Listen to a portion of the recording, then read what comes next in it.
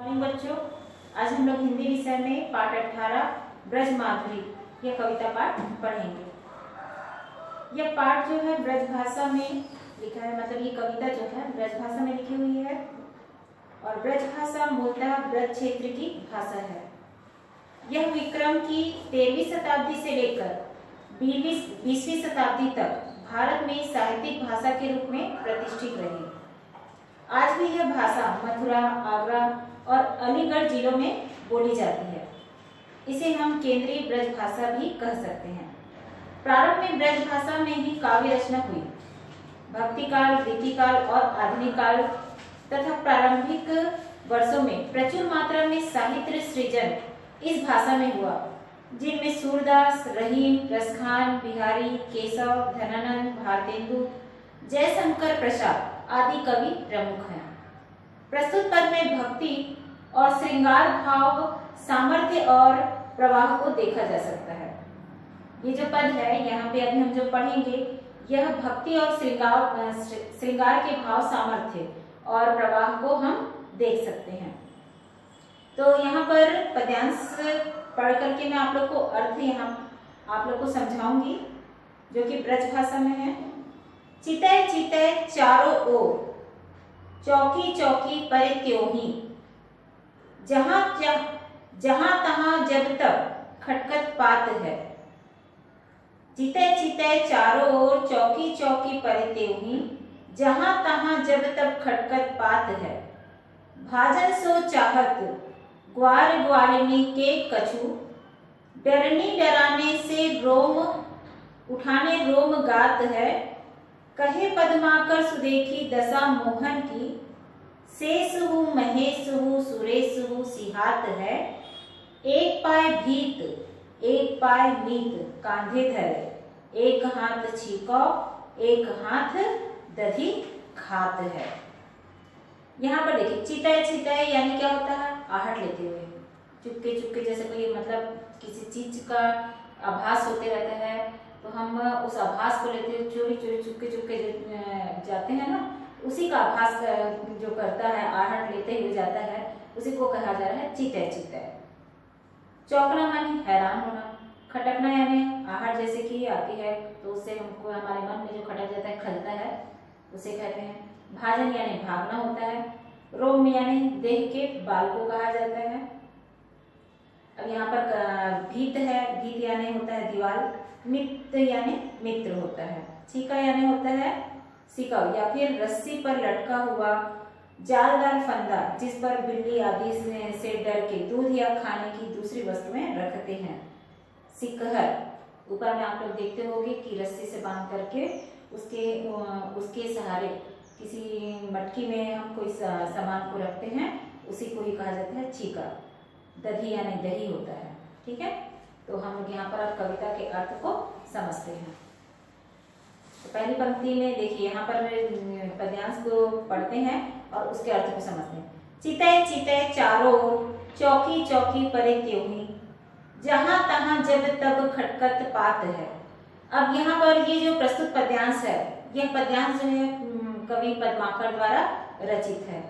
पूरी पंक्ति हम जब पढ़े तो इस पंक्ति में हमको क्या पता चल रहा है कि यह एक तो ब्रज भाषा में लिखी हुई है और दूसरा कृष्ण बालक जो है श्री कृष्ण, यानी कि श्री कृष्ण जब बाल्य अवस्था में थे तो उनके द्वारा दही चुराने की जो सुंदर घटना है, उसका चित्रण इस पद्यांश में किया जा रहा है।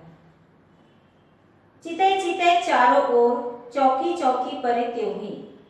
कृष्ण जी जब अपने बाल सखाओं के साथ में किसी ग्वालिनी के घर जो है दही चुराने जाते हैं, तो वे बड़ी ही सावधानी से आगे बढ़ते हैं। बड़ी ही सावधानी से आगे बढ़ते हैं कैसे?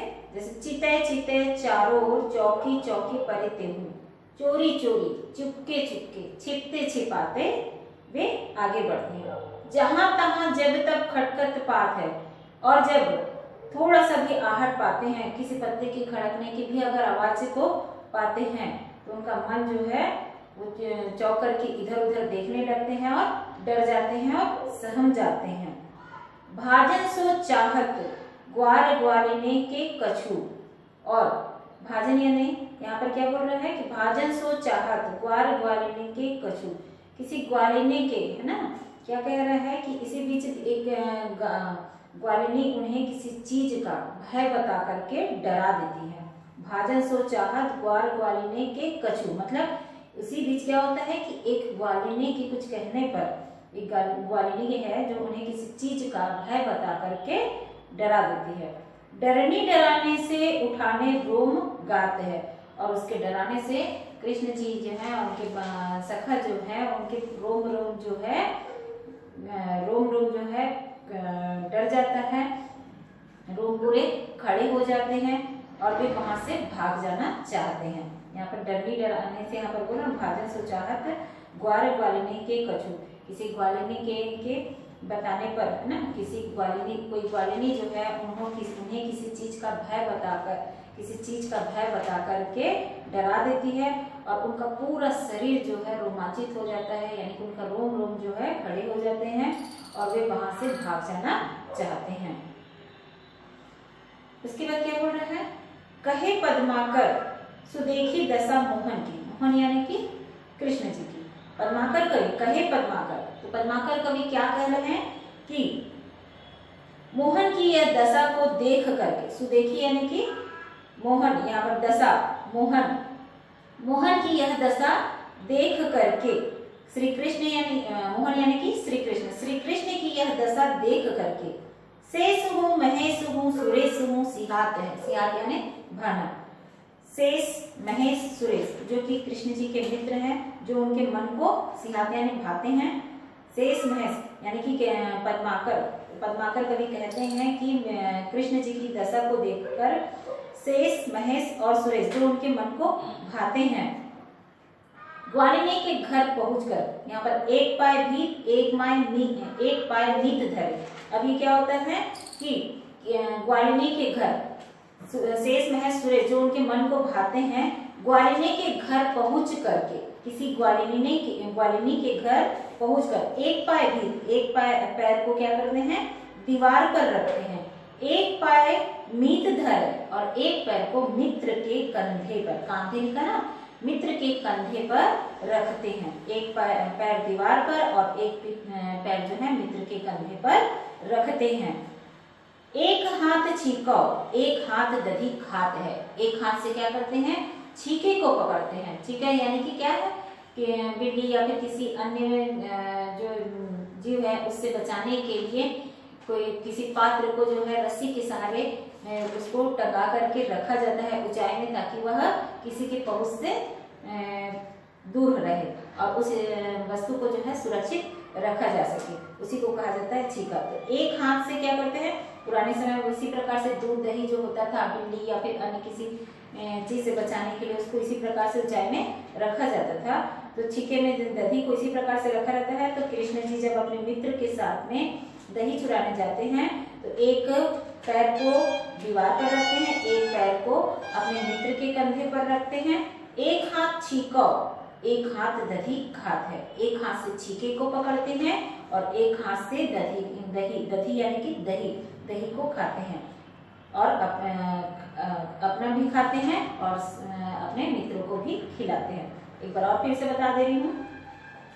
चिते चिते चारों ओर चौकी चौके परिते हुई, जो श्री कृष्ण जी जब किसी ग्वालिनी के घर दही चुराने के लिए जाते हैं अपनी बाल्य अवस्था में, तो उसी बाल्य अवस्था का यहाँ पर चित्रण करते हुए बताया जा रहा है कि वे चोरी चोरी चुपके चुपके सबसे छिपते छिपाते जो है किसी ग्वालिनी के घर जाते हैं और जहाँ भी थोड़ा सा भी आहट पाते हैं, किसी पत्ते की खड़खड़ी की आवाज को पाते हैं तो चौंक करके इधर उधर देखने लगते हैं और किसी ग्वालिनी के डराने से उनका रोम रोम जो है डर जाता है और वे वहां से डर करके भाग जाना चाहते हैं। इसी दशा को यानी कि पद्माकर कवि यहाँ पर कह रहे हैं कि इसी मोहन की इस दशा को देख करके शेष महेश और सुरेश जो उनके मित्र हैं, जो उनके मन को बहुत भाते हैं, उन्हीं मित्रों के सहारे एक पैर को दीवार पर रखते हैं और एक पैर को अपने मित्र के कंधे पर रखते हैं। एक हाथ से छीके को पकड़ते हैं और एक हाथ से दही को निकाल करके खाते हैं और अब स्वयं भी खाते हैं और अपने मित्रों को भी खिलाते हैं। ये वाली पंक्ति हुआ। अब अगली पंक्ति देखते हैं। पंकज कोस में भृंग फसियो, पंकज कोस में भृंग फसियो, करतो अपने मन यो मनसूबा, होइगो प्रात उएंगे दिवाकर, होइगो प्रात उएंगे दिवाकर, जाऊंगो धाम परागले खुबा। बेनी सो बीच ही और भय नहीं काल को ध्यान ना जान अजूबा, आए गयंद चबाए लियो, रहिगो मन ही मन यो मनसूबा। यह पंक्ति जो है, यह पद्यांश जो है कवि बेनी के द्वारा लिखा गया है।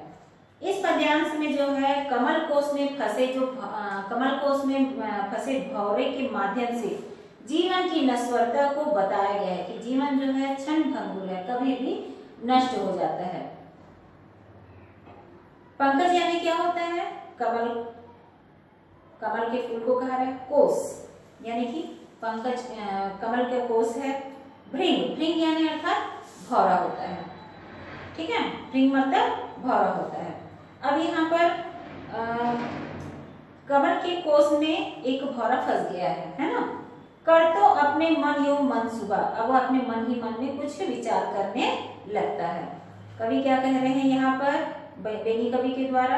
यहाँ पर जैसे कमल का फूल है, कमल के फूल का जो है वो उसकी ये प्राकृतिक देन होती है कि वह प्रकृति के अनुसार जो है सूर्य की किरणों के साथ में कमल का फूल जो है खिल जाता है और सूर्य के अस्त होने के साथ ही कमल की जो पंखुड़ियां हैं वह फिर से सिकुड़ जाती हैं। जैसे आप सूरजमुखी को देखते होंगे, जैसे जैसे सूर्य उदय होता है, सूर्य जैसे जैसे ऊंचाई पर मतलब कि आसमान में चढ़ता हुआ हमको दिखाई देता है, हमारे सिर के ऊपर आता है, फिर वह हमारे पीछे दिशा में या सामने जैसे भी हम देखते हैं तो कमल का सूरजमुखी का जो फूल होता है उसका मुख भी सूर्य की ओर होता है, तो ये प्रकृति के अनुसार ही होता है। वैसे ही यहाँ पर कमल के फूल के बारे में बताया जा रहा है कि कमल का फूल जो है पंकज कोश में भृंग फंसे हो। कमल का फूल जो होता है सूर्य के अनुसार, प्रकृति अनुसार क्या होता है कि जब सूर्य उदय होता है तो कमल का फूल खिल जाता है, सूर्य के प्रकाश पड़ने के साथ में वह खिल जाता है जैसे ही उस पर पड़ता है तो, और जैसे ही सूर्य अस्त होने वाला होता है तो वैसे ही कमल की पंखुड़ियां जो है धीरे धीरे सिकुड़ने लगती हैं। तो पंकज कोश में भृंग फसियो, यहाँ पर क्या कह रहा है कवि कि सूर्यास्त होने पर प्रकृति के नियमानुसार कमल दल के संकुचित हो जाने पर एक भौरा जो है कमल के कोश में रसपान करने बैठा था और क्या कर रहा था, तभी कर तो अपने मन यो मनसूबा, और वह अपने मन ही मन में, मनसूबा यानी कि अपने मन ही मन में वह विचार कर रहा था। होइंगो प्रात उएंगे दिवाकर, जाऊंगो धाम परागले खुबा। पंकज कोश में जब यहाँ पर कमल के फूल में भौरा जो है रसपान करने बैठा था तो प्रकृति के नियमानुसार क्या होता है, सूर्य जो है अस्त हो जाता है और कमल की पंखुड़ियां जो है सिकुड़ जाती हैं, और उसी बीच में ही भौरा जो है उसको समय का ध्यान नहीं था और वह रसपान करने बैठा था और कमल की पंखुड़ियां जो है बंद हो जाती है सूर्य अस्त होने के साथ में ही, तो भौरा जो है उस कमल की पंखुड़ियों में बंद हो जाता है। तो वह कर तो अपने मन यो मनसूबा, तो अपने मन में जो है विचार करने लगता है और क्या कर विचार करता है, होइंगो प्रात उएंगे दिवाकर, जैसे ही सुबह होगी यानी कि सूर्य जैसे ही उदय होगा, जाऊंगो धाम पराग ले खोगा, धाम यानी कि अपने घर, मैं बहुत सारा पराग लेकर, फूलों में पराग होता है तो बहुत सारा पराग यानी कि रसपान करने बैठा था तो बहुत सारा फूल का रस ले करके मैं जो हूँ अपने घर को चला जाऊंगा। बेनी सो बीच ही और भय नहीं काल को ध्यान ना जान अजूबा। बेनी कवि कहते हैं इसी बीच एक और घटना घट गई। बेनी कवि कह रहे हैं कि इसी बीच एक और घटना घट गई और भौरे को अपने काल का ज्ञान नहीं था, वह अपने मन ही मन जो है विचार कर रहा था लेकिन उसको अपने काल का ज्ञान नहीं था। तब क्या होता है, एक और घटना घटती है और उसको अपने काल का ज्ञान नहीं होता है। आए गयंद चबाए लियो, वहीं पर क्या होता है कि एक हाथी जो है आता है और भौरे सहित उस कमल के फूल को चबा जाता है। रही को मन ही मन यो मनसूबा। और कमल की पंखुड़ियों में बंद भौरे के मन में जो विचार चलते रहता है, उसका जो मनसूबा रहता है वो वहीं का वहीं समाप्त हो जाता है। उसमें भौरे की जो इच्छा उसके मन में धरी की धरी रह जाती है और उसको अपने काल का ज्ञान नहीं रहता है। ठीक है, आगे होंगे समझ में ये पंक्ति भी कि सूर्यास्त प्रकृति के नियमानुसार कमल की पंखुड़ियां जो है सूर्य के अस्त होने के साथ में और सूर्य उदय होने के साथ में वह खिलता है और बंद हो जाता है। और उसी बीच में जो है एक भौरा जो है कमल की पंखुड़ियों में कमल के फूल में जो है रस पान करने के लिए बैठा रहता है और उसको समय का ज्ञान नहीं रहता है। सूर्य अस्त होने के साथ ही कमल की पंखुड़ियां सिकुड़ने लगती हैं और भौरा रस पान करके बैठा रहता है, तो वह उसमें बंद हो जाता है। जब वो बंद हो जाता है तो मन ही मन विचार करने लगता है कि जैसे ही कमल की मतलब सूर्य उदय होगा और कमल की पंखुड़ियां फिर से विकसित होंगी तो मैं बहुत सारा पराग लेकर के अपने घर को चला जाऊंगा। तो बेनी कवि क्या कहते हैं कि इसी बीच एक और घटना घट जाती है। एक हाथी आता है और उस कमल के फूल के साथ भौरे को चबा जाता है और भौरा जो है अपने मन में जो इच्छा रखा रहता है उसकी इच्छा जो है मन में धरी की धरी रह जाती है, उसको अपने काल का ज्ञान नहीं रहता है। तो यहाँ पर देखिए एक पंक्ति और बची है, इसको हम आगे की क्लास में पढ़ेंगे।